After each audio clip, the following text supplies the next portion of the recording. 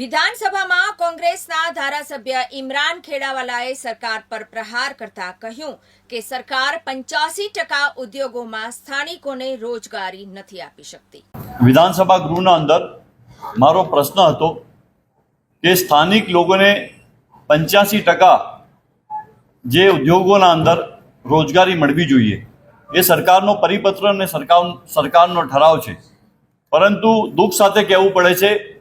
કે સરકારના જવાબના અંદર સરકાર પોતે સ્વીકારી રહી છે કે અમે 85% રોજગાર આપી નથી શકતા। એટલે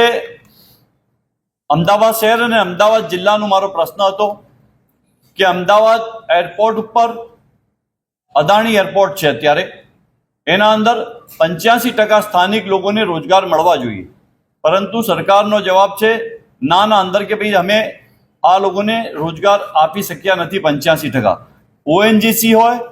કે બીજી સરકારની આઈઓસી હોય, એ કંપનીઓના અંદર પણ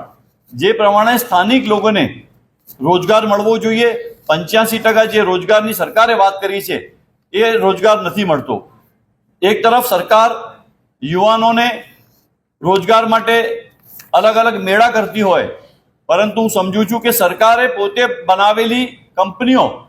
જે પ્રમાણે રોજગારી આપવામાં નિષ્ફળ નીવડી છે એ સરકારે આજે પોતે સ્વીકાર્યું છે। એટલે એક તરફ સરકાર એમને જમીનો આપતી હોય, એમને ઇન્ફ્રાસ્ટ્રક્ચર ઊભું કરીને આપતી હોય, રોડ રસ્તા બનાવીને આપતી હોય, પાણી ડ્રેનેજની વ્યવસ્થા કરીને આપતી હોય, ત્યારે પણ હું સમજુ છું કે ગુજરાતના અંદર જે યુવાનોને રોજગારી મળવી જોઈએ તે પ્રમાણે સરકાર રોજગારી આપી નથી શકતી। અને આ જે કંપનીઓ છે એ સરકારના કાયામાં નથી અને સરકાર વારંવાર એમના અધિકારીઓને ત્યાં મોકલી ને તેમને સમજાવવાનો પ્રયાસ કરે છે, એવું સરકાર તરફથી જવાબ આપવામાં આવ્યો છે।